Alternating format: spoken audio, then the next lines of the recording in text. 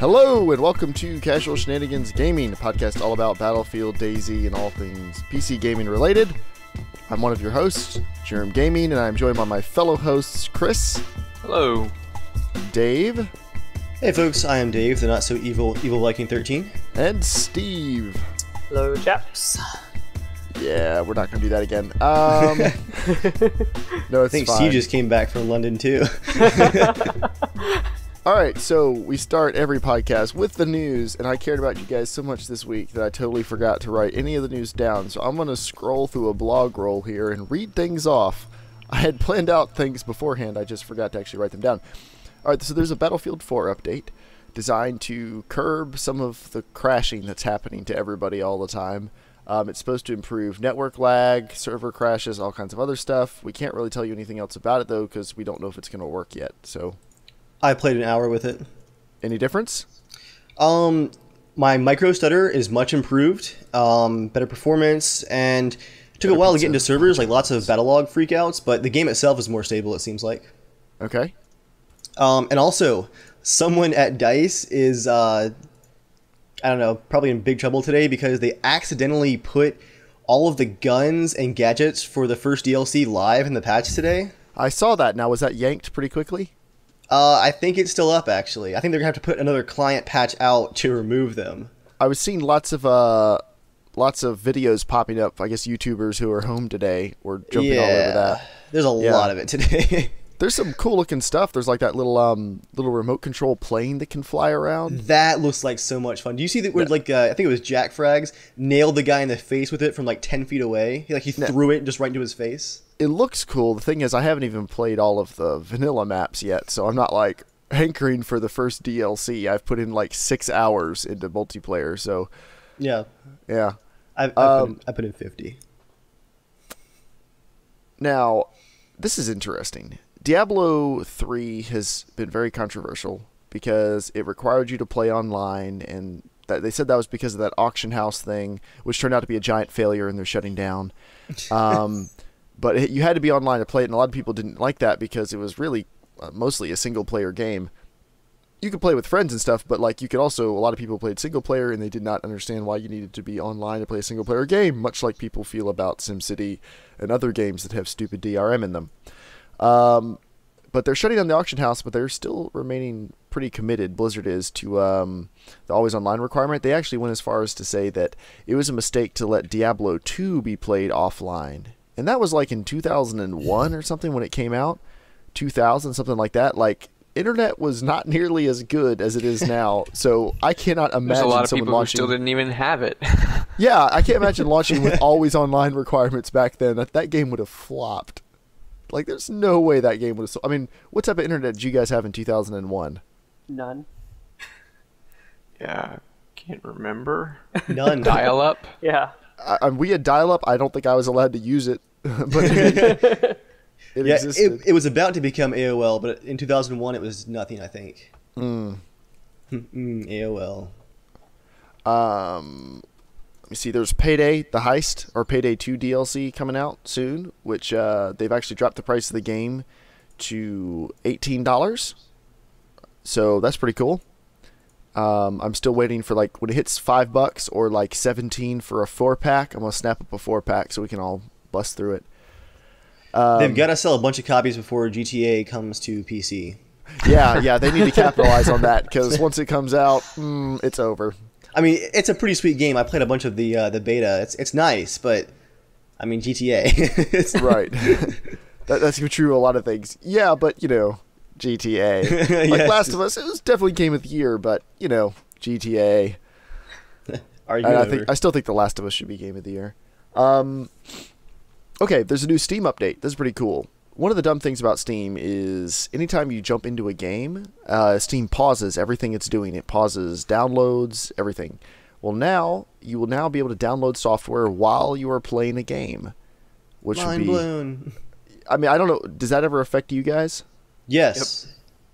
Yeah, it usually means downloading overnight for a big game or something like that. You know, because I want to play in the evenings. So I tend to play like a single player game if I have a game that I want to download, and then I'll have to like tab out and trick Steam into like forcing to start the download again while I play the single player game. It's obnoxious. Not all of us have blazing fast internets, Jeremiah. Yeah, it doesn't suck. Although So actually, you and Edgar keep telling me. whenever, well, he has Comcast too, so he didn't even know. Like he's not even living the good life. Okay, so the Humble Bundle, renowned for offering you awesome games for nothing, and responsible for like 70% of my Steam library at this point. 70% and 4% of the money. They have debuted the Humble Store, which I thought was going to be really awesome because it was like a pay anything you want for any of the games in the store at any time. That was going to be like amazing. It's not. It's a regular store. But they do have really good deals on the stuff in there. Take that, Walmart. This is our new business model. Yeah, You set the prices. Get whatever you want. Yeah, that's I could see why. Well, that would be awesome if it happened, but it's not going to happen. So, Competition is always good though between Steam, Origin, JERMgaming, and now these guys getting into it. It's a good time to be buying games. So are the weekly deals are the weekly and monthly deals going away? No, they still have a Humble weekly sale, and there's a Humble Warner Brothers sale going on right now where you can get a bunch of Batman games, one Batman game, all the Fear games, a couple other things, like a really awesome bundle actually right now. So I think it's both Batman games, the first two. Oh, it's first two? Okay. Yeah, if anyone wants some Arkham Asylum or Arkham City Game of the Year editions, I already have both of those, so let me know and I will. Nice. I would love to give them to somebody. Moving on. Let's see. Oops, nope, clicked the wrong button. That is a loud scroll wheel. Jeez. All metal, baby. The best mouse in the world, made by Microsoft. You gotta throw out the devil horns when you say it. All metal. All metal, low drag, super tactical. That's right. But it's bad when I click it in, though. It messes up a lot. Like when you click the... Well, so that part's not good. But that's they not don't make it very anymore, tactical. so I'm scared to get rid of it. PlanetSide 2, for anyone who plays that. I played like an hour, so, I'm pretty cool. They've released a patch designed to make the performance a lot better, and supposedly that's made a huge difference. So if you tried PlanetSide 2 and you were disappointed with how slowly it ran, then you should hop back in and give it a shot now, because it might be a whole lot better. That's good, because I remember playing it back in the beta, pretty close to release, and it was kind of appealing. Like, it seemed to be like pretty fun, but performance was between 25 and 35 FPS on my rig, and that just did not seem right at all for what you were getting. Mm-hmm. Yeah. All right.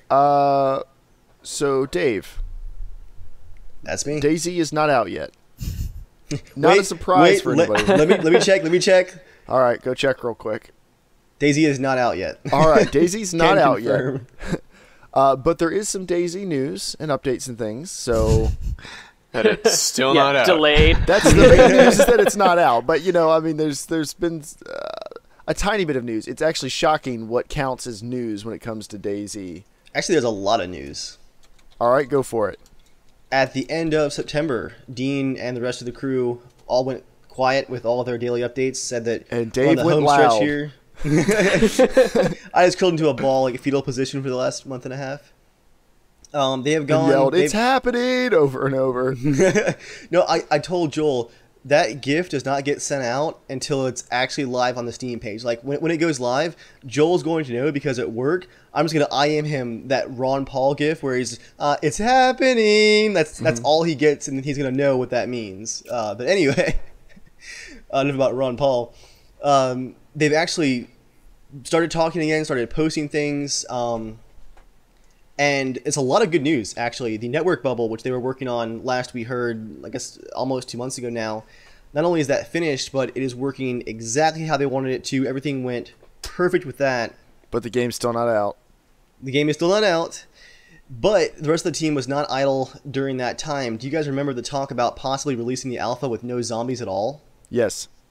Just because they were still way too glitchy. Well, while their network team was working on the network bubble, the rest of the team, artists were doing their thing, but Dean and his crew actually got the new zombies done, at least for the alpha stage, and in the engine. All those script-based, super just hacked-on Franken zombies that were just coded so roughly into the engine, they're all gone. And on their test servers, they've gone from 300 zombies with a stable FPS in standalone to 3,000.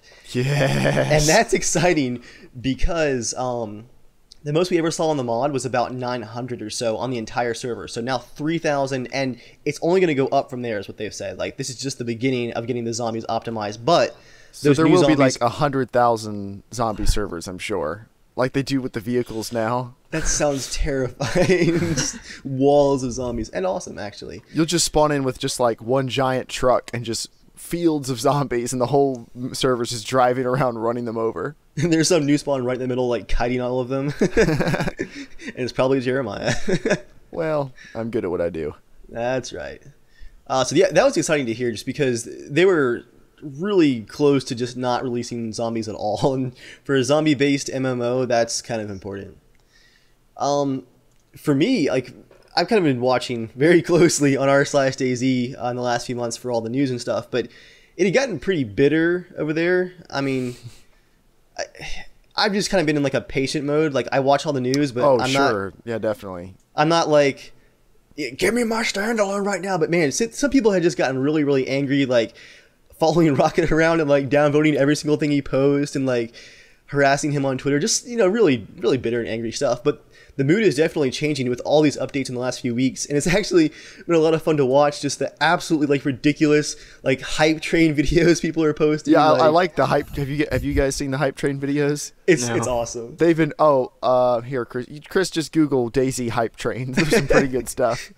I don't know where this song came from. It's like this hype train song. In the background, you hear like this reverby, echoey speech from Rocket back at E3 where he's like, the standalone must be out by the end of the year. It's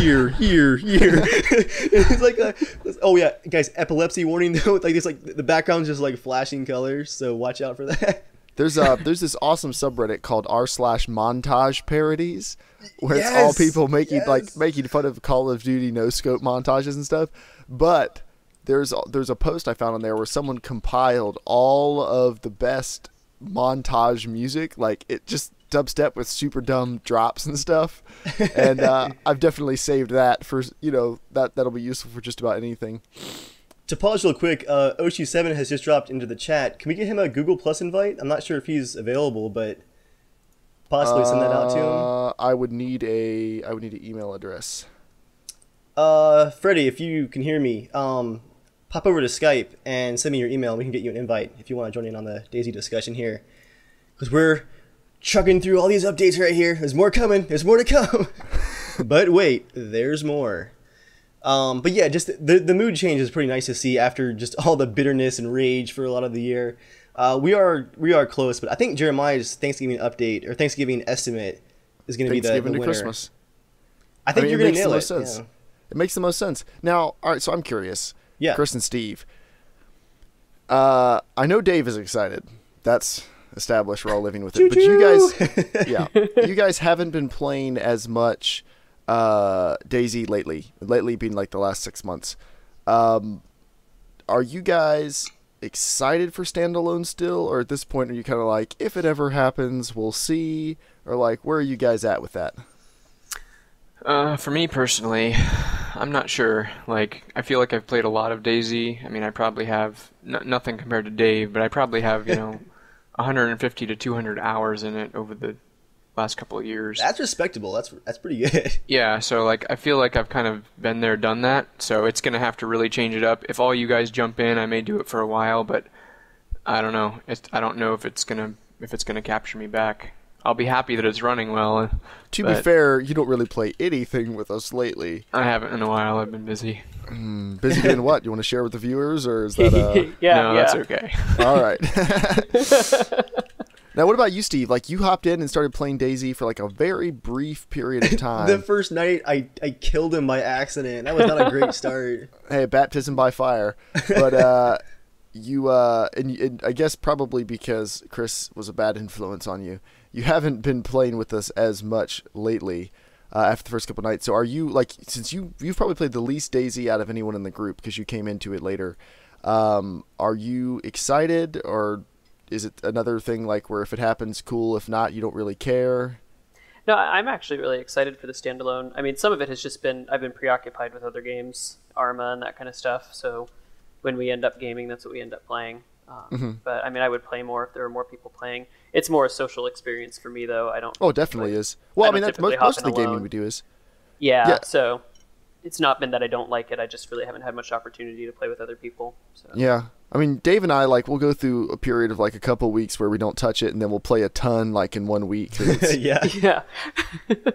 It's to respond to Chris briefly, I think he's right. Like, we have played a lot of DayZ, and we've had some really cool stories like that came out of some of those videos. And that's the cool part about DayZ is you get those really unique adventures that go on. But for me, at least, the game was kind of peaking for me in fall of last year. Like, I went on some vacations, had some time away from doing a lot of videos and stuff, and when I came back, the mod had kind of started to decline, and I felt like it was right at the point where, like, I could have had so much more. Like, I feel like DayZ has more to offer, but the mod had kind of just run out of steam at that point. Yeah, I'll agree with that. And that was true. Maybe the standalone will impress me, and if it can do its job well and not present the technical issues, the barrier to entry may be a lot lower, and that may make me get back in.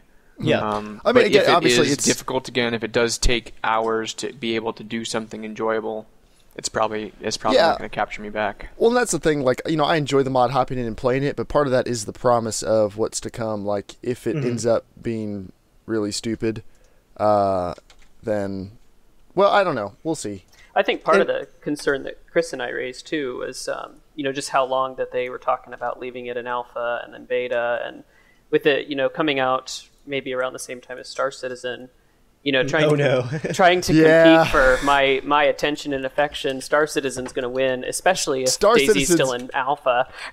Well, Star Citizen's going to have to be really bad for me to not play a ton of that game. Exactly. Like, so. I mean, it could be one galaxy with like 3 planets and some dogfighting and some starships, and all I'm going to do is turn on the Battlestar Galactica soundtrack and just cruise around for hours. I think you went the Firefly soundtrack. Just go back and forth, maybe. Well, Firefly soundtrack is when you're out by yourself, you know. You just okay, hey, there you go. There you go. The Battlestar Galactica soundtrack is when it's go time. That's right. But yeah, like I have a really soft spot for good sci-fi stuff. Good sci-fi. Important distinction. Never was much of a fan of Stargate. Yeah. But of course a lot of people can say the same thing about Battlestar Galactica. Anyway. But yeah, just going back to the mod briefly, although the mod did decline last year and we basically stopped playing like every single day last fall, whenever we've gone back, either for the Breaking Bad series or just for our like little videos here and there, eventually like something totally new happens, and there is just that like nugget of delicious fun in the center. It's just that it's a bit harder to get to at this point, and it's not like it was in the beginning of the mod where like every new thing was just this totally awesome adventure. But hopefully standalone's going to take us back to that point. Hopefully. Yeah. Hopefully. I mean, I did jump back in after having taken a long time away from it and had probably one of the best moments I'd ever had in the game, and it was just me and an interaction that I had with these 2 guys over the course of, 3 hours of playing, which was probably my best DayZ experience. And, I think the standalone may be able to do that again. We'll see. All right, welcome to the podcast. Joining us right now, Oshi7. Hey, Oshi. Can you hear me? What's up? Yes, we can hear you. Hey guys, how's it going? Just in time for all the DayZ talk. Yes, something I enjoy talking about is DayZ. My personal favorite, as these guys know.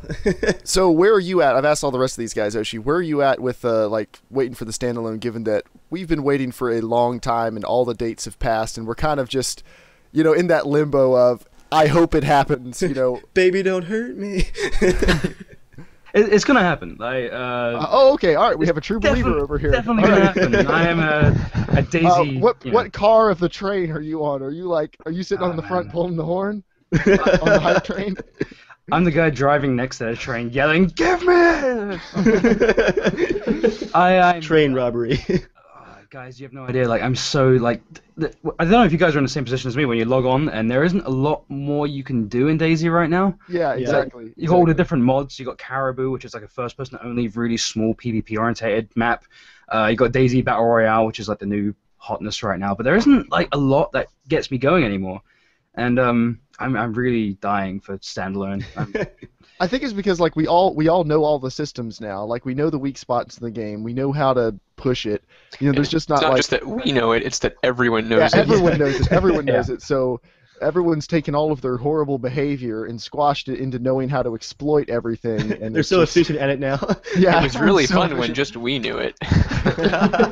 It was more fun when some people were decent human beings still, but now that everyone's just horrible. Except for actually that one dude, Dave, who stole your truck. That was actually kind of a funny experience. Yeah. When I got kidnapped by accident, I was in the backseat changing guns, and the new spawn like ran up and grabbed my Humvee, and he drove off with it. And I was trying to talk to him over direct chat, but the chat was like lagging behind.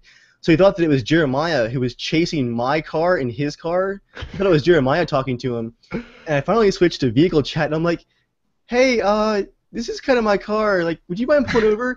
And he finally like looked at first person, and he turned around and looked. I'm just sitting behind him. About 5 minutes into the chase, he's like, "Oh, holy crap!"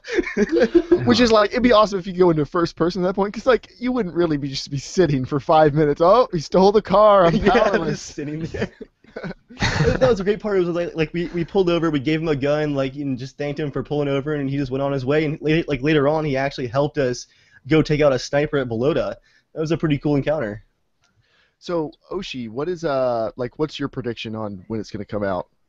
I think honestly it's gonna be post Christmas. I can't. Post-Christmas. Yeah, unfortunately, I don't know any more than anyone else. I've had a few like I met I hung out with Matt Lightfoot and Rocket at Eurogamer and talked to them for ages about DayZ and stuff like that. And I don't really know the internals, but I think it might be post Christmas, or they might try for a Christmas launch. They might try and be tactical about it. But I think it's gonna be like either just before or just after Christmas. Like, but that's my guess. I don't know much.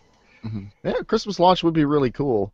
As long as I have some time off to play it. I have one sick day I'm saving for the launch day. I've been saving it all year. It's like just set aside just for It's DayZ. just taunting you sitting there. I know. You feel fine. Would it be horrible if you got sick and had to use it? Oh. You'd be like coming into the office like wrapped in a blanket, sipping tea. Please make it. I'm here, guys. It counts, right? What else is new with DayZ this week? That was most of the news right there for the alpha. Oh no, they put out those pictures with the weather. Yeah. The rain system is in game, and I'm a sucker for graphics and graphic systems and all that fun stuff. So it's really cool to see that stalker style, like clouds coming in. That just feeling of the post-apocalyptic stuff. I love that stuff. Mm-hmm. But are you guys curious about the graphical settings in DayZ, such as like there's a thing called ATOC with anti-aliasing that makes trees look bushier, and all the graphics look really good in some of the screenshots I'm seeing. Yeah. But I don't know if when you're playing, if it's actually going to look that good. I don't know. Well, that's what I wonder. Like all the performance limitations in DayZ are typically server side, or your CPU. Like I can run DayZ at like 2.5K resolution, or that kind of equivalent. I can pretty much turn it up. I can render it at whatever I want, and the frame rate isn't affected at all. It's just the CPU. Yeah, it's just the CPU and the server. So I would love the opportunity. I mean, I've got like 6 gigs of graphics memory going on here. I'd love the opportunity to push it a little bit. Oh yeah. But I don't know. Yeah, it's one of those things where DayZ runs really, really well, and by all rights, DayZ standalone should run even better because all the zombies aren't on your client; they're on the server. So it's one of those things where it's like I wonder where the frame rate's going to be, or if they're doing even more with the game to sort of take advantage of the extra frame rate they got. So I'm mostly hoping for better textures, like especially at long distances. Yes. And on the vegetation especially. Like I know they're working on it, but Arma 2's trees had some really rough billboard textures. But that would kind of take it from, I mean, it already looks like a big expansive environment, but that would take it from big and expansive to like just amazing. Would be if you could have that quality, just take it out like another 2 or 3 kilometers. I think like if you removed all the AI limitations that Arma has on it now, I think the engine could do it. So if it sounds like they're removing a lot of that AI, those AI restrictions, then who knows? Maybe it'll work. Dean did confirm that it is still obviously running on the virtual reality engine. It's still 32-bit, and so it's still pumping a lot into that one core, not using all the memory that it should. It is 32-bit? It is 32-bit, and that's probably not going to change for a long time. I don't know. It seems like they're like really having an issue with trying to get that engine on 64-bit. I don't know all the details, obviously, but it is still 32-bit. As far as data just about standalone goes, Dean did confirm the weapons list, at least as of right now for the initial alpha, and it's actually a bit more expansive than I thought it was going to be. There's 2 rifles, the M4A1 with all the accessories, you know, all the Magpul stuff, kind of like the Magpul one I got back here. The Mosin Nagant, thankfully, like that is the ultimate like Eastern Europe Russian surplus weapon. Mosin's got to be in game. 8 melee weapons, including knives and hammers and stuff like that. So melee is going to be a much bigger focus. And on a related note, he talked a bit about melee as well, asking. He was asked on Reddit like, how does the melee feel now? And he said that it's actually so much better than the mod that some of the closed testers are starting to compare it to games like Left 4 Dead, where they're like, now that it's so much better, they want it to keep getting better because it's just like that next level already. So that's exciting to hear for sure. Left 4 Dead has some of the most awesome zombie. Yeah. And the DayZ melee couldn't be much worse. The invisible bullet. Pew, pew. Well, it was actually funny. The first time I spawned into DayZ 1.8, the one that added bats, like I ran to a firehouse. I went to the firehouse. I was like crouched over someone's body, and this guy like charges around the corner, takes one swing, and just kills me like dead. And so I thought that was really awesome. I was like, oh my goodness, bats are amazing. No different. They're actually weaker than hatchets. He just got like the stars aligned, and the server granted him. If you get a headshot with the bats, it's a knockout. Yeah. But yeah, there's way too many times where you run into people and everyone's just standing around in a circle, like hopping back and forth and swinging and missing at each other over and over and over. It's really stupid. I just love the ricochet miss sound effects. Yeah. And besides those confirmed weapons, he said there's going to be at least 1 pistol, and I would imagine it's actually going to be most likely. We've seen it at E3, the CZ75. That I happen to have right here. Right here. Not this exact one. It's going to be the CZ75 P01, which Not is the more extra freedom model, which you have. And mine's got wood grip, so it's got extra freedom. But it's going to be like the polymer version with like the rail and stuff on it. Most likely, that's my guess for the pistol, is the CZ75 that we've already seen. I actually got my hands on the standalone, and the way the ammo works is really interesting. I didn't, I went to Gamescom and played. I didn't actually get it to engine download, but the way the ammo handles now is really interesting, and I'm looking forward to how they're going to develop it from there. And if they do include lots of guns, I wonder if it's going to be a matter of finding shells and building the ammo, or I don't know. Sounds fun. Yeah, you're talking about pretty like cool. They showed it in the most recent devblog video where they were like combining mags and stuff. Is that what you're talking about? Yeah, and also like just basically, I was able to run around and shoot people because someone told me how to get my magazine into my gun before anyone else could figure out how. So it's kind of fun running around shooting everyone who's like, how do I get out? Where are the bullets? That's so awesome. Like, what other game has that where you could be in the middle of a firefight, you've got ammo, but your magazine runs dry? You're screwed because, you have the ammo, but it's not in the gun. Would be cool if you could like combat load shotguns. Oh yeah, like just one shell at a time. Yeah, like just dropping them straight into the breach. Is it still called a breach? Yeah, it's a breach. Yeah, that'd be really cool. I've tried that before. Have you ever tried that, Dave, on your shotgun? Only once, and it is not that easy. I locked the action up and had to like smash against a table to get the action to come open. If you guys don't know what combat loading is, you've got your ejection port on your shotgun, and you can hold another shell in the hand that's holding the front half of the shotgun, and as soon as you shoot and like empty your shells, when you pull the slide back, you can use your fingers and flip the extra shell right up into the breech, and if you rack it quick enough, you're loaded and ready to go. It's just kind of having like a one more emergency shell, and when you go to shoot it, you can be reaching for another shell. That's for like super emergency situations, but it's actually really hard to do. Yeah, it's really hard to do. If it's that big of a deal, buy a drum mag. It's a solution to all problems. It's just buy a drum mag. Wouldn't it be cool if you could do like oil filter suppressors? Like DayZ? build your own? Well, In DayZ, Yeah. now that I figured out you can actually do that, like in real life, I say figured out, that makes it sound bad. I have not done that myself. You need a tax stamp, you need the adapter. There are legal Dear ways to do it. ATF, I have not done this myself. But it actually does work. So I wonder. I mean, it'd be cool to see homemade stuff like that. You know, if you needed to get into a town and get out without getting mauled to death, having you know, kind of a homemade suppressor could be useful. Oh yeah. I imagine that's what DayZ's going to be mostly about, is Yeah. all this jury rig sort of stuff. I hope so. I guess it's up to their imaginations and seeing what stuff they can make work together, you know, in logical ways. Like the crafting system could get really deep and really broken really fast if they're not careful. Yeah, we showed things like improvised time bombs with like a little wind-up clock on it, like because it's in Russia, so therefore there's old wind-up clocks still exist over there, and a flare and some like the clock sets off the flare, sets off the explosive, and A Rube Goldberg time bomb. yeah. Yeah, that would be really cool. I mean, if you can just find like sticks of dynamite laying around, I'd be cool with that. Like maybe there's like an abandoned mine they add in somewhere that has like TNT. That would be totally fan service, though. That would just be like, hey, a new way to murder everybody. Car bombs. But I would do it. Oh man, Jihad Jeeps is going to take on a whole new level because you know the Jeeps, like they're so valuable, you don't want to just give them away like in Battlefield. But Yeah, that's true. at the same time, That you're would going to hurt. want to That do would it hurt. once. Well, you did that, Dave. I mean, you laid C4 in a road and went to blow up somebody, and it just barely hurt them. Yeah, that was lame. It was lame. The I had worst to take care of it for you. worst the roadside one- bomb ever. The one good sniper shot I've ever done in DayZ. It was worth it. That's actually the direction that I'm really hoping they go in for the weapons, is lots of homemade stuff, like just cobbled together. You know, grips don't match, parts don't really match perfectly, like a little bit of rust and wear to it. That would be really cool to see. Yeah, that is what I'm hoping to.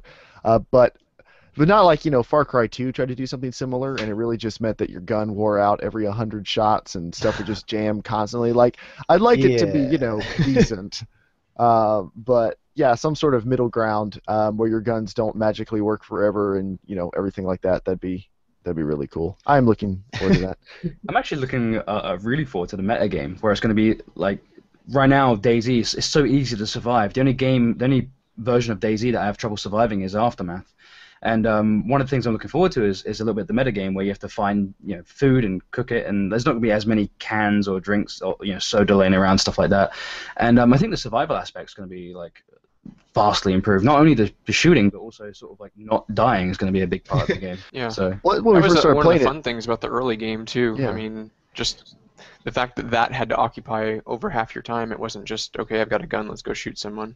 Yeah. but that kind of ended up falling flat because the method of keeping your stuff around was pretty much throwing it in a tent and hoping something didn't happen, like it didn't glitch away or the server forget it or something like that. So if they can, The challenges of surviving in the woods. What do you expect? but it just kind of punished you unfairly. So if they can improve the I don't know, the storage or whatever you wanna Reliability, call it, yeah. then it actually, I would love to hop in, and my only goal for the night would be, let's go grocery shopping. Like, we're looking for. At gunpoint. I'd be totally fine with that. That'd be a lot of fun. Whereas now, like, it feels like there's no point. Just when you find something, eat it, drink it, do whatever you need to do to get to the next town. Like Oshi said, there isn't really much more depth to that right now. You can't really count on that system.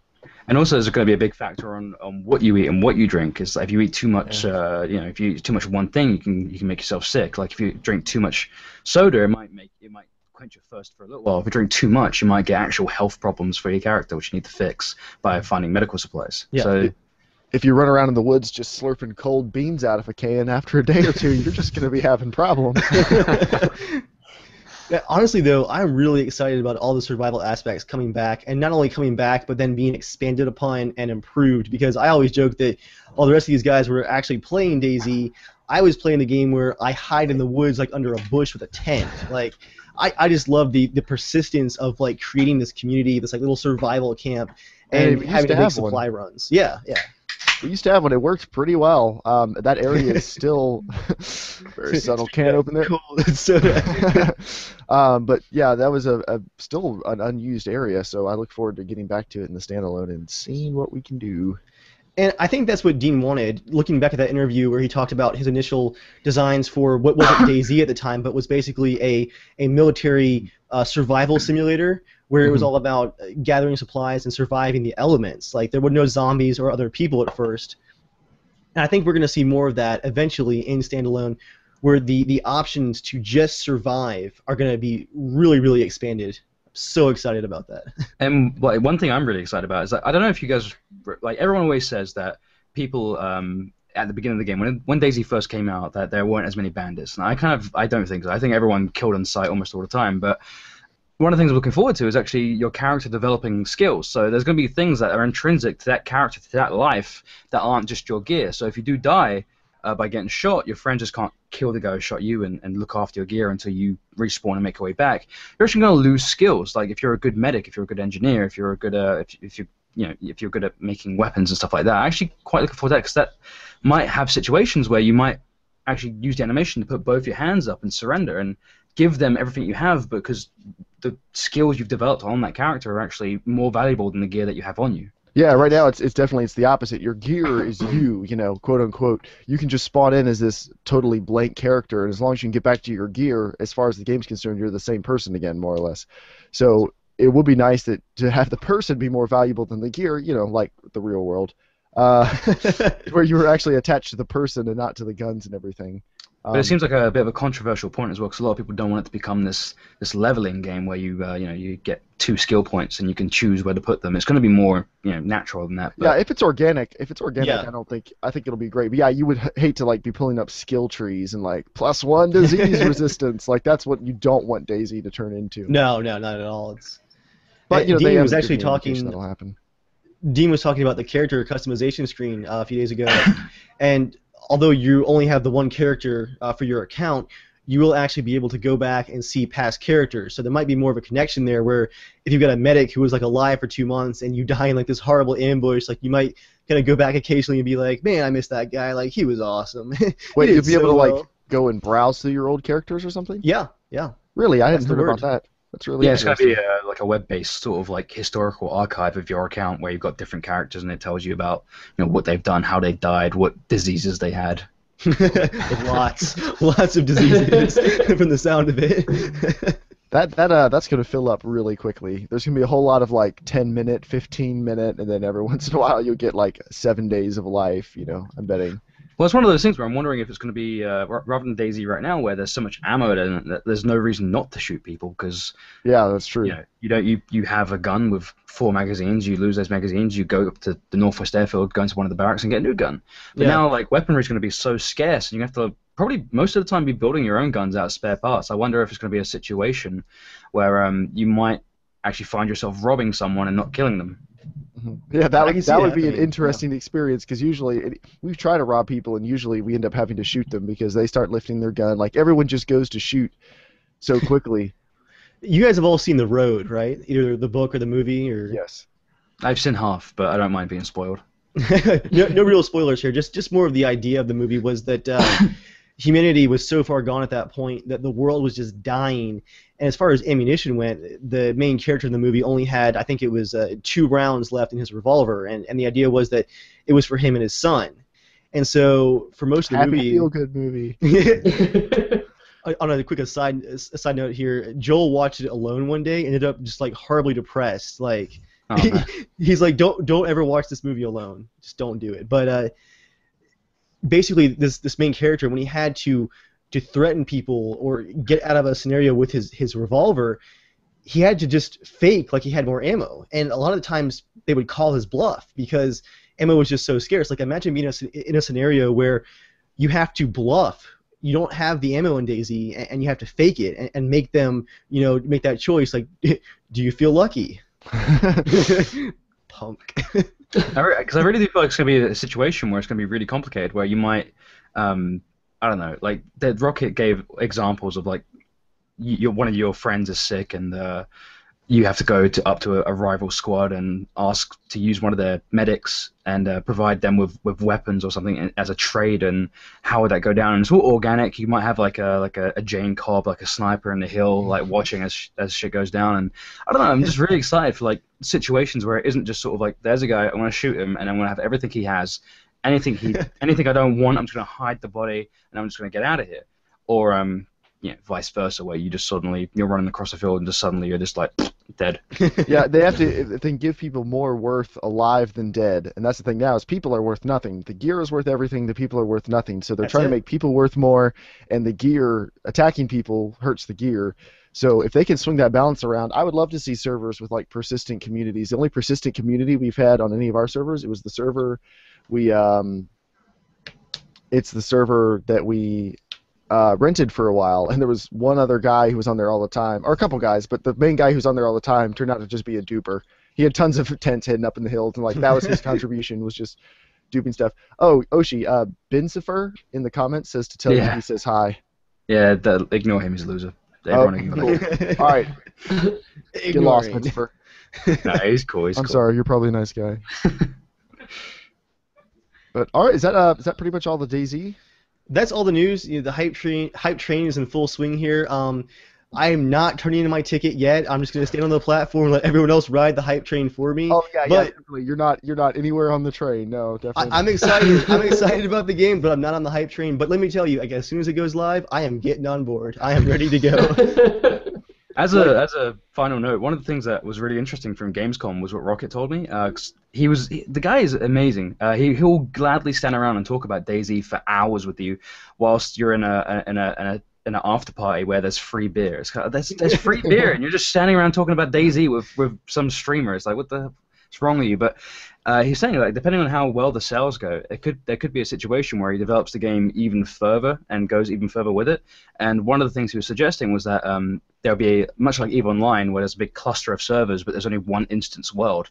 As you move out, like, it'll be a randomly generated terrain, and as you move out, the terrain generates on these different servers. So as you move out, the world is making itself, and that was one of the most interesting things I thought. Oh man, was like that'd be pretty crazy if they can make that work. Yeah, he said it was technically possible, even on the real virtuality engine. And I was like, wow, like that's insane. But I think that's a far and away dream. But I thought that was really interesting. Mm-hmm. And I would never stop playing. Family would never see me again. Guys, I'm still checking across, Kazakhstan. Well, that's kind of like playing on Altus now. Yeah. I mean, Altus, it's so big, it doesn't really matter at this point. But is there? I've not really played much Arma 3 at all. I don't know why. It's one of those games that hasn't resonated with me. Is there a DayZ version of on? Yeah. People have ported it over. Well, first people ported the lighting into DayZ, so the lighting model into vanilla DayZ and Shinaris, and that was pretty amazing. That just made Shinaris, like, I was just wandering around looking, everything looked so much better. The nighttime, middle of the day, like, everything was amazing. People have gotten DayZ kind of working on the Arma 3 maps, but it's like most of the one-off mods, it doesn't work that great. It's kind of cool to hop in and run around a little bit, but you're not going to spend a lot of time playing it. There's a lot of broken stuff, even more so than the mod. It's more just for fun. Like, no one's trying to actually replace the Arma 2 mod with an Arma 3 mod. They're just it's something fun to run around in. But yeah, you can play DayZ on Altus, which I can't imagine that performs well, because it already performs pretty poorly. Just playing Arma, so not poorly, but like it's not good. It's a huge area, so it can't really keep up. But, okay, just curious. Yeah. There's you could probably have a couple hours of fun. It's worth trying out. That's exactly what I got was like 2 hours of fun. Yeah, it's a fun experiment. If nothing else, it makes you excited for the improved lighting models and everything in standalone. Actually, that was the weird part, was that on Chernarus, on the version that I played, the lighting model was cool and all, but the saturation was off, so it was like playing in this like super bright, like cartoony version of Chernarus. Like the grasses were just super green, and the sky was like all happy and blue, and it was just very, very bright and happy. It was really strange. It's DayZ acid. Yeah. All right. That covers all the DayZ news. It does. Finally. We have some questions from some listeners, and then if we have enough time, we're going to get into our topic for the week. We ended up going longer on DayZ, longer than we planned on, but it was good. It's good stuff. Still not tired of talking about DayZ. Oshi, thank you for hopping in with us. That's okay. Yeah, definitely. You're welcome to stay as long as you want, or you can leave us whenever you want to. That's totally up to you. I just came on to rant about DayZ. I haven't really talked about it much, and I was like, anytime anytime you feel that itch, like you just need to get it out, just let us know. You can come. We'll give you a section of the podcast, and you can just be Oshi7 and Evil Viking 13 rant about DayZ for a while. Even wax poetic about DayZ. It'll just be me and Dave yelling at the screen, give me it, give me it, give me it. Give. Mine. Another section you guys record separately, and then we can just splice it in where appropriate, just for time's sake. Just like keep cutting back to us, like we're still just pounding on our screens, like, please. It's so cold. All right, you guys get are ready. with the rest of the podcast now. I'm out of here. See you later. All right, see you later. man. Thank you for joining us. All right, so we have a couple questions from listeners. We have a lot of you guys sending in tech questions, which is cool. I love answering tech questions. I love talking about computers just nonstop. Chris is laughing. I think he's tired of me talking about computers. No, it's just funny. Why is it funny? I don't know. All right. It's funny because last week we had a console gamer on, and Jeremiah had like a 25-minute section about graphics cards. Yeah. The poor guy was very, very quiet. Yeah, but he asked to come back on, so it couldn't have been that bad. Converting him slowly. So, oh, don't you hate that when you get a notification noise and you don't know where it came from? Yeah, which tab or browser was that? Too many tabs. Actually, today at work, I was doing a bunch of stuff, and my computer was like slowing down a little bit, so I opened up the performance monitor, and Firefox was using 1.2 gigs of memory. I was like, all right, that's probably unhealthy. Okay.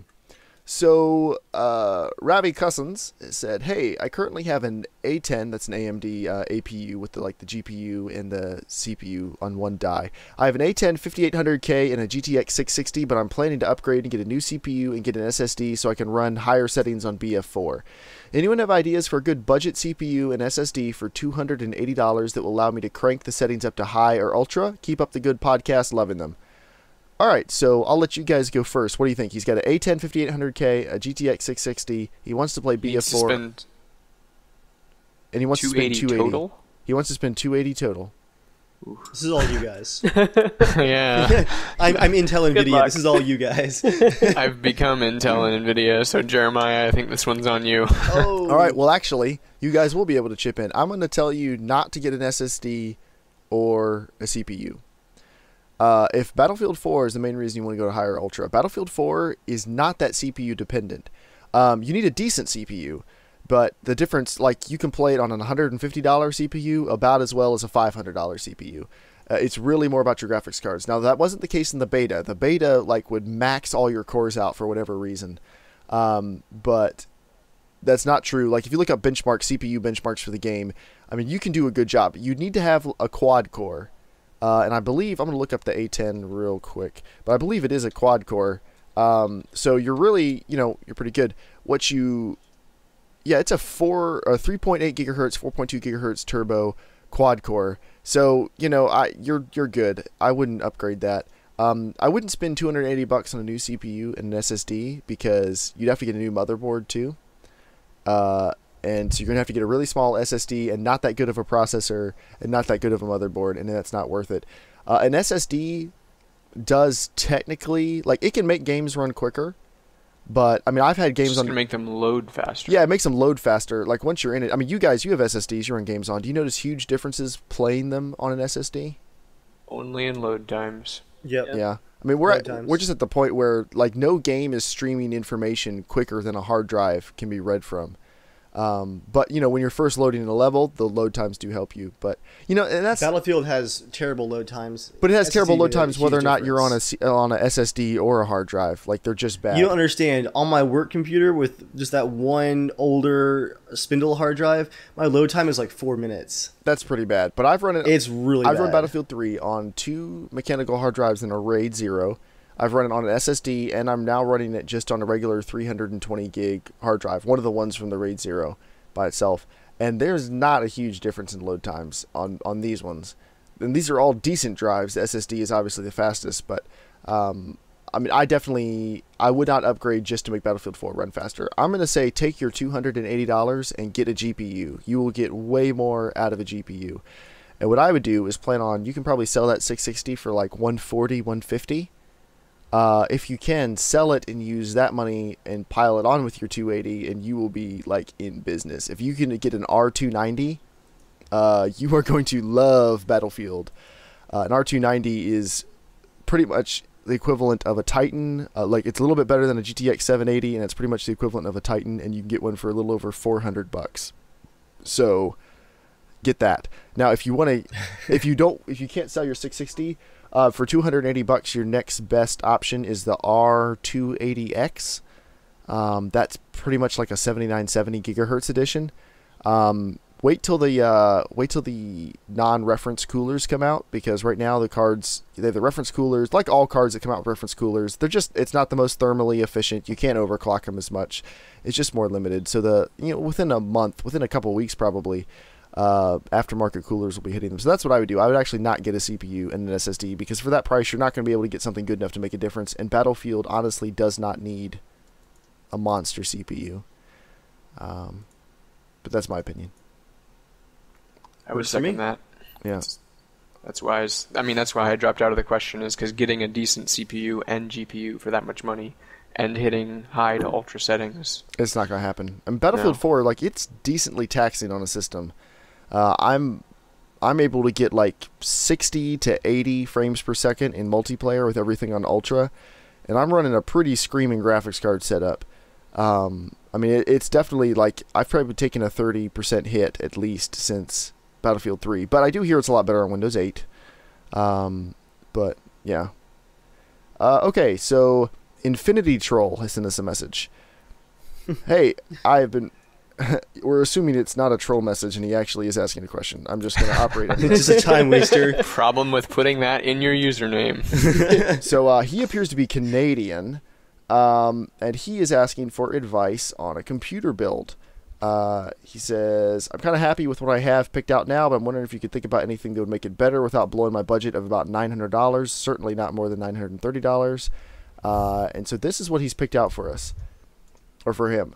An AMD FX 6200, which is a 3.8 gigahertz 6-core processor, an ASRock 970 Extreme motherboard, 8 gigs of Patriot memory, a 1 terabyte Seagate Barracuda hard drive, a GTX 660, a Cooler Master case, a Wi-Fi adapter, a RAID Max 450 watt power supply, a Light-On DVD burner, Windows 8 64-bit, an Asus 23-inch monitor, and just a wireless keyboard and mouse. And that comes out to $903.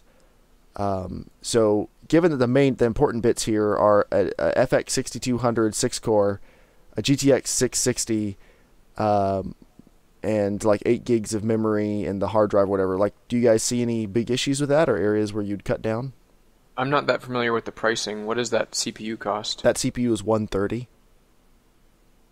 Okay. It's a pretty decent multi-core processor, especially if you have something that can overclock it, and his motherboard will overclock that pretty well. So it's 3.8 gigahertz. That thing should be able to hit 4.5, but you are going to need an aftermarket cooler, and you don't have one picked out. So if you're going to get this, spend the $30 on a Hyper 212 if you're planning on doing any overclocking. You guys are no help when it comes to CPU builds. All right. I have a modified list. It's hard to not see it and give opinions. Okay, all right. I'll drop it in chat. I'm just saying. I posted a few questions that I got too. Okay, I just saw them. I was like, why are you asking us, Dave? You should know. Help with computer. I tried to drop it. Did you guys just see what I dropped in? There it goes. There it is, yes. Okay. So we're going to go through this really quick then. I didn't see we had other questions. I made a couple changes to it, and you guys get it open and I'll tell you about the changes I made. And this is all this all comes down to shimming back and forth by $1 or $2 per part, just to... Yeah. First thing, RAID Max, not the best power supplies, if I remember correctly. So I changed that out to... Yeah. Spend money on your power supply. Don't cheap out on a power supply. I had my Chrome Blue 800 watt power supply that came with my case, and that died when Chris and I were playing Operation Flashpoint. We've talked before. Didn't die. Yeah, we've talked before about that game. I don't know, there's some code. Ow. Misjudged where the arm was on my chair. They programmed something into that game to destroy equipment, but that game was just programmed terribly in general. Yeah. That second Operation Flashpoint. Just, Yeah, no. it was terrible. So Corsair 500 watt, a little bit more expensive, but it's worth it. I changed you to Yes. an AMD FX 6300. It's actually a little bit newer. It's clocked down to 3.5 gigahertz, but it's a 6-core. It's $10 cheaper, and you're going to overclock it on your Gigabyte 970 AM3 motherboard. There's nothing wrong with the motherboard you picked out, but it wasn't in stock when I was making the list, so that's why I picked this one. And I'll give you the link so you can look at it. A Hyper 212 cooler, so you can overclock. Crucial 8 gigs of memory. Just 8 gigs of memory, no big deal. Western Digital Caviar Blue 1 terabyte. I just picked that one because it saved us $10 and it performs about the same as the Seagate. Slightly cheaper Cooler Master case. Slightly cheaper monitor. It's a $100 21.5-inch monitor, basically a 22-inch. You know, it's a little bit smaller than your 23, but I think saving that money is worth it. So you can get a Radeon 270X graphics card, which is going to be significantly better than a GTX 660. I would not get a 660 for the price. They are not good cards anymore, just because like the price hasn't dropped that much, even though they're an older generation. Yeah, so, that's too much. Yeah, I would get something newer. I mean, Dave, you're looking at the list. Do you see anything? I don't see the list of cards yet. Let me look in that range and see what I can find real quick. Okay.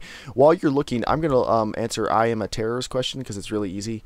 He asked you, Yeah. I'm looking to upgrade my graphics card. My interest has been piqued by the R9 290. I have a power supply of 330 watts.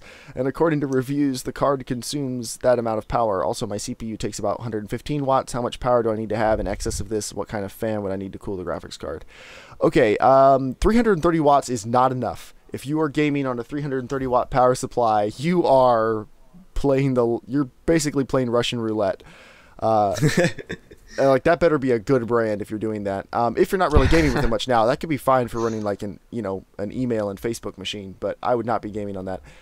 Get a 500 watt Corsair. I mean, you can get one for like $50, and that will be totally fine. You will be able to run an R9 290 no problem. But do not try to run that card or any decently high-end card, meaning over $100. Don't get any card that's a serious card at all and run it on a 330 watt power supply. Not so much the watts, although it does not have enough watts, I promise you, but the 12 volt rail that the GPU runs off of, I guarantee you a 330 watt power supply does not have a sufficient 12 volt rail to run everything that needs to run off of it. So definitely upgrade. It is worth it. Dave, did you have an answer for us? Or I'll go on to the next one. I'm looking. What's our exact price range for this card? Is it in that 175 to 200 range? Do we have a bit of to leeway? like 210. 210. Okay. I'm really not seeing much from Nvidia in this price range. I think AMD might be the place to be for this price range. I think so. I mean, that's always been the case. AMD is better Yeah. for buck when it's cheap. And I think the 270X, the 7900 series cards, those are starting to go back up in price now that they're not really being produced anymore. AMD, like, they really want everyone to move over to the R9 series, so they've pretty much just dropped them. And like 7950s are getting back up to like close to $300 new now, so they're no longer as good of a deal. Still a decent card, but not for the money. So yeah, 270X I think is probably your best bet. That's what I saw too. That's about from what I saw between 200, 212 or so. Yeah, it's right in that area, and I would, it's almost always worth it to skimp out a little bit on other things so you can have a good power supply and a good GPU. Gaming is still not to the point where you really need amazing CPUs for most stuff. But yeah. Oh, and then another question, actually by the same guy, I believe. A question for next week's show, or this week's show, I guess. I'm wanting to start YouTube. I have a budget of $1,000, need the PC and monitor. I have everything else. If you could help, that'd be great. Keep up the good work, and thank you.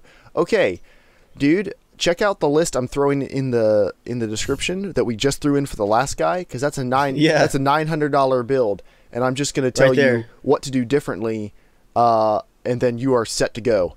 All you need to do is get a better graphics card. The processor is fine. Tons of people game on that processor, video rendering, everything. That'll be totally fine. Everything else about it is like perfect for what you want to do.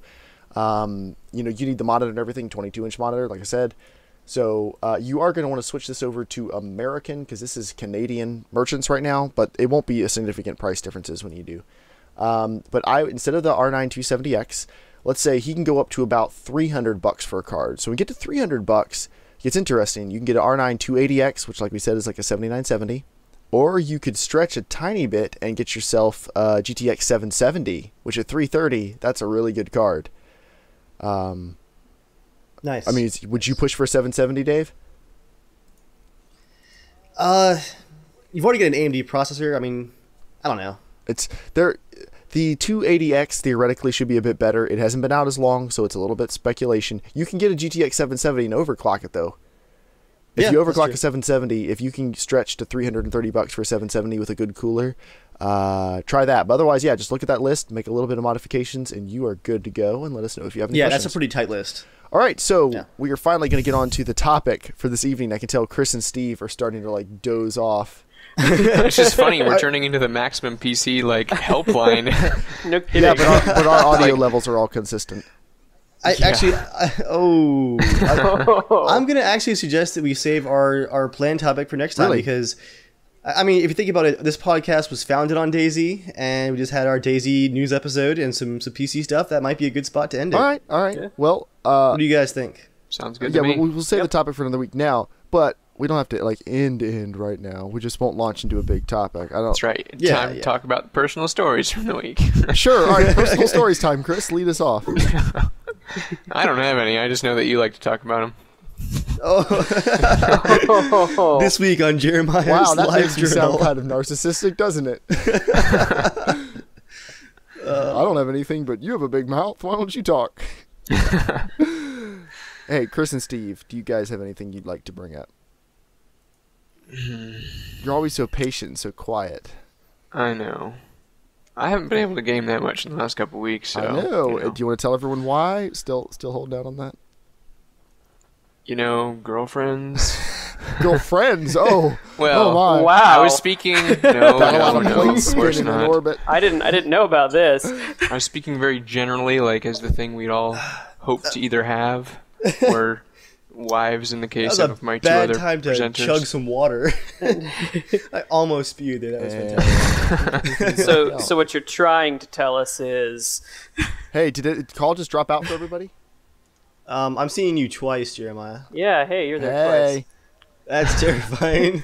Yeah, I don't know what's going on with that. I got a minor story, I guess. All right, go for it. Upgrade story. After I think 5, maybe 6 years, I'm finally replacing my keyboard. One of those backlit gaming, just Membrane. rubberized. A membrane keyboard. Membrane. Thank you. That's the word I was looking for. Going mechanical. He's going mechanical. Yeah. Nice. Back full-sized, steel-backed, backlit mechanical too. Nice. It's a CM Storm Ultimate with a white backlight and brown switches. Yep. Very excited. This keyboard it's a Saytech. I've actually forgotten the brand now. It's been the model number. It's been so long. Great keyboard, but it's been 6 years now, and I use it a lot.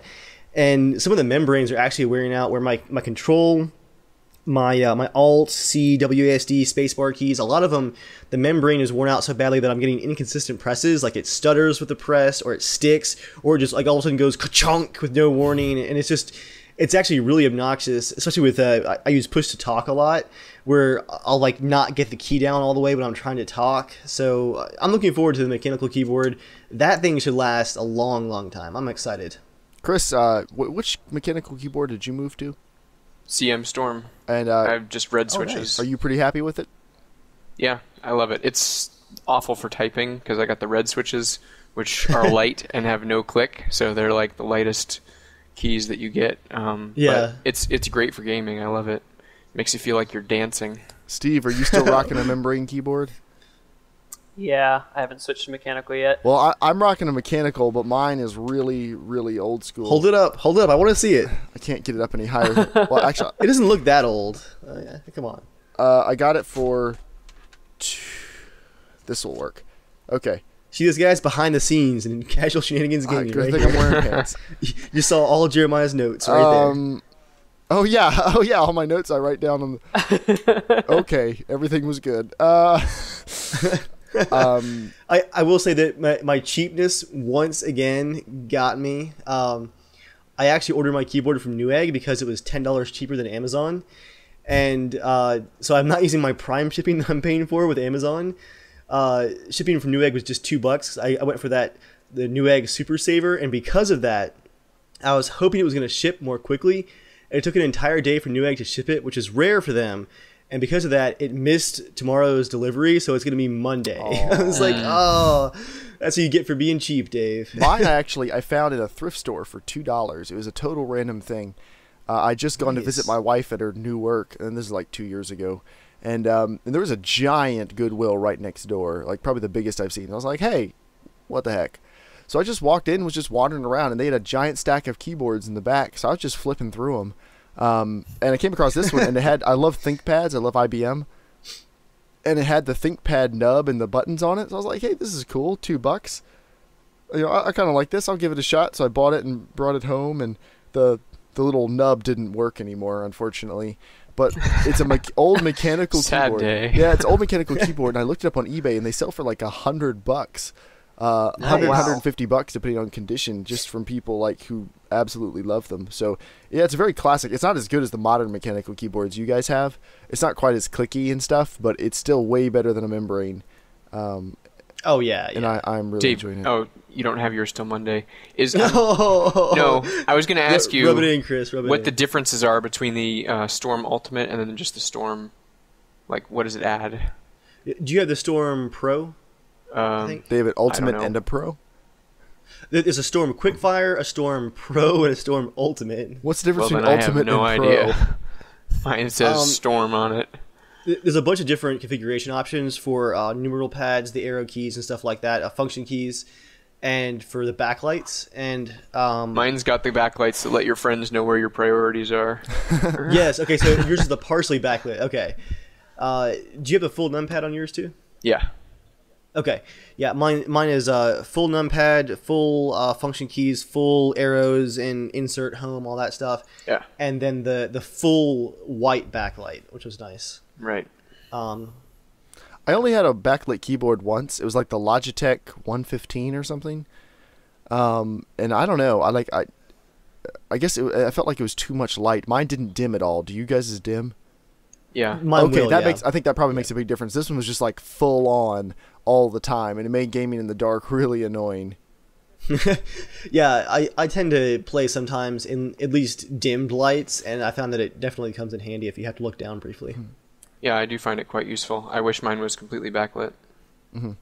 Yeah, I actually almost ordered the partially backlit by accident because, like we just figured out, there's something, I think, between the switches, there's something like 20 different models of these keyboards, and the backlighting is almost like just a side note off to the side, so you have to read really, really carefully before you order to get the correct switch, numeral pad setup, and backlight that you want.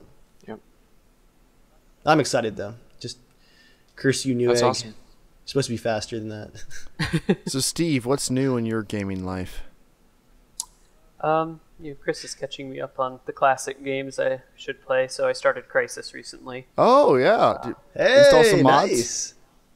Nice. No, we didn't do mods. I mean, it still looks great. on It still looks great. Yeah.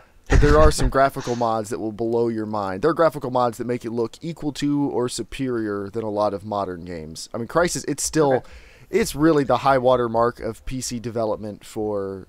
That's what I was like. I said, Steve, I want to watch you play the beginning of this. And then, like, he plays the beginning, and I'm like, 2007. Yeah, and it's still that good, isn't it? Yeah. 6 years ago. 6 years. Yeah. Oh, It's a feeling... Yeah, it's a pretty incredible game. They haven't managed to replicate with like any of the games after that. Remember, Chris, is that the opening mission, and you come over the top of that hill when the sun's coming up, and we showed that to so many people when we built it. And that was like on your little 4.3 like 18-inch monitor. Like it was on a tiny little monitor, and it was still like mind blowing. Yep. But nothing beats finding a bunch of like soldiers hiding in a shed, jumping on top and punching through the roof to kill them. Yeah, I don't know why they tried to innovate so much with the games after that. Like they really should have stayed with the good thing they had going. Turn it into Call of Duty, please. One a year of in the jungle punching through sheds to kill people. Oh, actually, side note on that. Last week I had started the Call of Duty Ghost campaign. I'm a bit farther into it now. The performance has gotten weird. All of a sudden, like, Crossfire still doesn't work, but the single card performance has gone up to like 90 frames per second, up from 30 something. So, and there's been no patches for that, so I'm not really sure what happened, but I'll take it. But actually, the campaign is a lot better than I was thinking it was going to be. It still has a lot of cheesy dumbness. It's Call of Duty, but like there actually is a lot of quiet moments and different things, and like it is not like Modern Warfare 2 or Modern Warfare 3 or Black Ops or Black Ops 2. Nice. It is a lot closer to Modern Warfare than any of these others. That being said, it's still not that great, but you know. I'll mention briefly the Battlefield 4 campaign. I've played, I think, most of it now, like 75% at least. I'm pretty impressed, actually. Really? I am really enjoying Are it. the graphics or the gameplay? Yeah. Because I thought the campaign was pretty throwaway. He's really got to decide here. The graphics are amazing. Like, there's no denying that. Yeah, I can't wax poetic about the gameplay, but I will say that the acting, the writing, the pacing, much better. Oh yeah, the motion capture and like the facial animation and stuff. Actually, Chris, if you haven't played it, do you have Battlefield 4? I do not Okay. have Battlefield 4. I was Black wondering. Friday, $30. You guys gotta He buy doesn't it. look tempted. $30 Black Friday. I'll think about it. Hey, Hey, but- Chris, if they throw it into the Never Settle bundle, like I still have 3 games I can redeem. They just added Thief to the bundle, so that's really tempting. I'm gonna wait. I have until the end of the year, so I'll wait and see what else gets added. But if they get Battlefield 4 in it, I'll throw you a copy of Battlefield 4 Okay. because I broke down and bought it. Why not? You guys gotta join us. Our whole crew No, has to be together. it's not that I here. don't want to, but it's like I haven't had the time to commit to it, and then it's like if I really do want to play Battlefield, I hop into 3, play for 2 hours, and go, I had fun, I'm good. Right. Yeah, honestly, Chris, I wait for Black Friday and pick it up for $30. Yeah. That's But what I probably was a gonna pretty say, good Chris, deal. is That's what I'm doing. I'm just waiting until it gets cheaper because I know it's going to. there are some Yeah. absolutely insane lighting effects and like the textures and stuff. I mean, it the water effects, not only just the water mesh, but the rain and the particle and the water shaders on some of the materials like the roadways and stuff. Incredible. Yeah, I mean, It's if it awesome. wasn't for the multiplayer, like if it was a totally separate game that happened to have that campaign, it would still be really impressive. The campaign itself isn't that impressive, but the graphics and lighting and everything, it's really Yeah. pretty amazing. So I think one reason that I'm really enjoying the campaign is I'm a big fan of Tom Clancy's Red Storm Rising, one of my all-time favorite books, and his discussion of modern naval combat and how sudden and just brutal it is and just devastating. Like, it's not like it was in World War II where you had these navies that sail out and trade shots back and forth. It's like when the battle happens, it's just devastation and then everyone limps home. And the campaign for me has really like felt like I'm playing Red Storm Rising. I've really enjoyed it. Cool. Yeah, I'm sure I'll pick it up one of these days. or you can just go to my channel and watch my Let's Play of the campaign. Actually, what I did was I hate going to like if I want to look up something from a campaign, I hate like going to it and there's some idiot like cracking genital jokes over the whole thing. So I did a no commentary Rape. playthrough. Super easy to produce. Literally all you do is play it and try not to screw up. But I did that so that, you know, it's something I always look for. And I've gotten a couple comments from people like, hey, one where someone isn't talking the whole time. I can just watch the game. This is cool.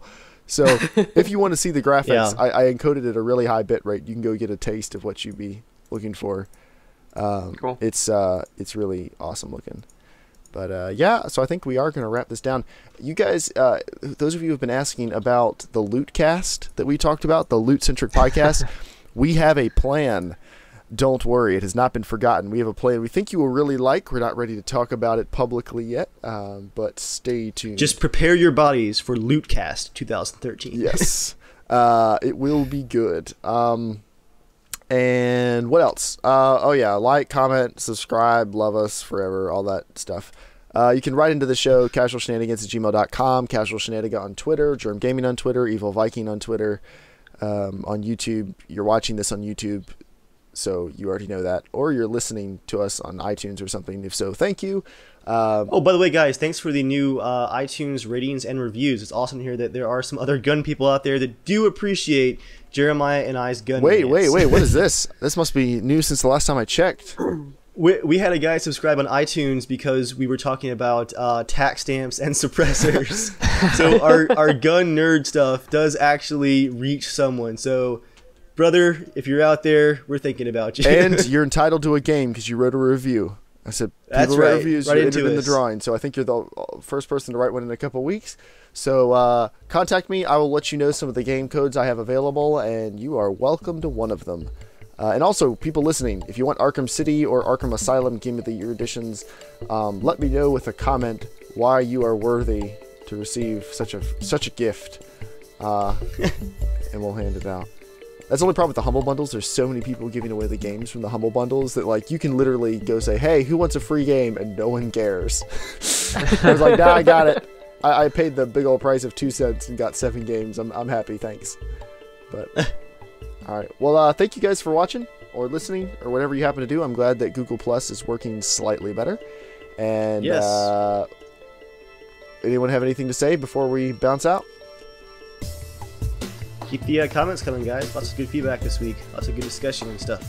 Good times. If anyone wants to write in with like 3 or 4 questions for us to ask Steve, we can make him the featured guest on one of the podcasts. He's always just sitting there judgmentally, just staring at everybody, and I'm just more the philosopher of the group. Well, if you have any philosophical course. things you'd like to bring up, you're welcome to. Now, when the Lootcast comes up and the one we were going to talk about tonight, I expect you to be fully pitched in there because we're going to be getting a lot into the philosophy of all kind. Well, I guess we can. We'll see. It'll be up to you to keep the conversation elevated from what it normally is.